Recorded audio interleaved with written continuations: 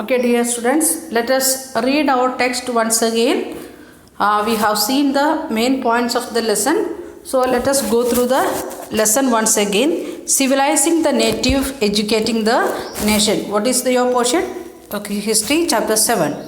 Okay, in the earlier chapter, you have seen how British rule affected Rajas and Nawabs, peasants and tribals. In this chapter, we will try and understand what implication it had for the lives of students. For example, for the British in India wanted not only territorial conquest and control over revenue, they also felt that they had to cultural mission. They having cultural mission. They had to civilize the native. That was the mission, cultural mission or the moral mission given to them, like that they thought. Then change their custom and values. What changes were to be introduced? How were Indians to be educated or civilized and made into what the British believed were good subjects? The British could find no simple answer to these questions. They continued to debate for many decades. How British saw education. Let us look at the British thought and did, and how some of the ideas of education that we know now take for granted evolved in the last 200 years. In the process of this inquiry, we will also see how Indians reacted to British ideas and how they developed their own view about how Indians were to be educated. Then we are going to see the tradition of Orientalist. In 1783, a person named William Jones arrived in Calcutta. He had an appointment as a junior judge at the Supreme Court that the company had set up. So, who came to India as a junior judge? William Jones. And he was a junior judge in the Supreme Court. Then, in addition to being an expert in law, Jones was a linguistic. Linguistic means a person who is knowing many languages. He had studied Greek and Latin at Oxford, knew French and English, and he picked up Arabic from a friend, and had also learned Persian. So how many languages he know? He knew 6 languages. At Calcutta, he began spending many hours a day with pandits who taught him the subtitles of Sanskrit language, grammar and poetry. So when he reached in Calcutta, he started to learn 7th language, that is Sanskrit. Soon he was studying ancient Indian texts on law, philosophy, religion, politics, morality, arithmetic, medicine and other science. So after he learned basic things about Sanskrit, then he started to read Indian books. What all which topics, which themes he studied? He studied about law, philosophy, religion, politics, morality, arithmetic, medicine and other sciences. Please underline those who are not underlined.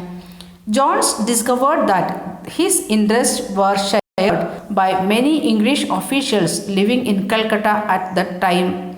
Englishmen like Henry Thomas Colebrook and Nathaniel Halhed were also busy discovering the ancient Indian heritage, mastering Indian language and translating Sanskrit and Persian work into English. So like John Williams, other 2 persons was there, and they also was interested to study about Indian heritage, and they was mastering Indian languages, not only one, they was becoming masters in many languages. Then they translated Sanskrit and Persian work to English.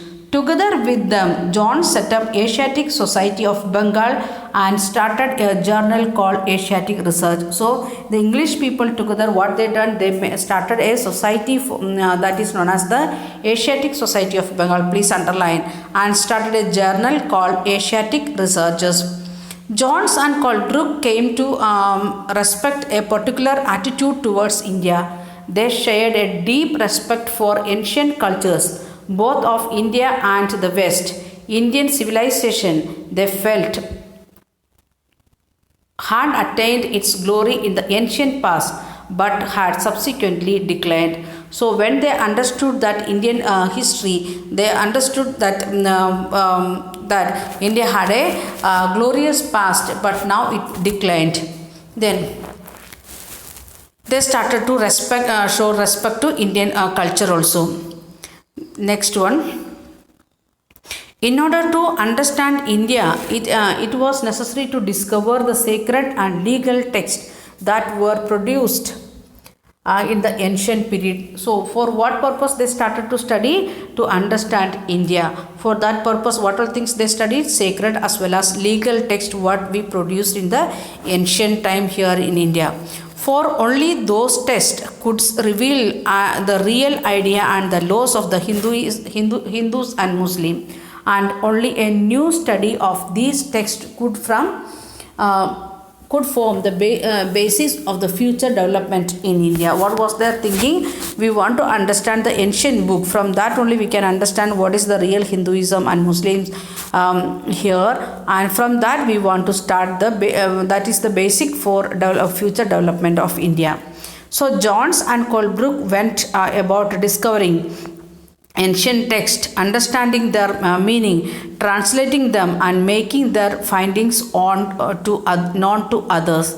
This project they believed would not only help the British learn from Indian culture, but it would also help Indians rediscover their own heritage and understand the lost glories of their past. So because the John study or Colebrook study, what they understood, the English people can understand the culture of India, at the same time Indians can rediscover our own heritage or a glorious past, like that they understood.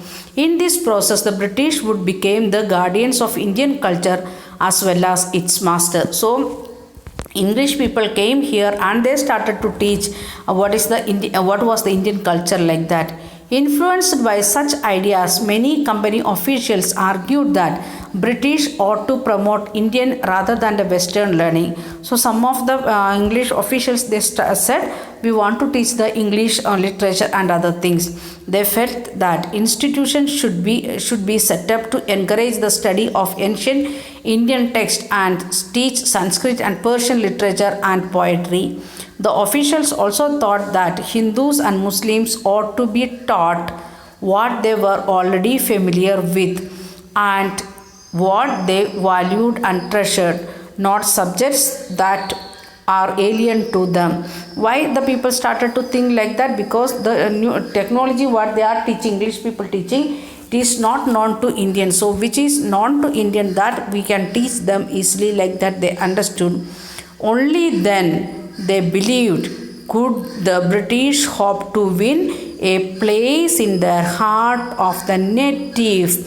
Only then could the alien rulers expect to be respected by the subject. What was the ultimate aim of the officials, not the John and Colebrook?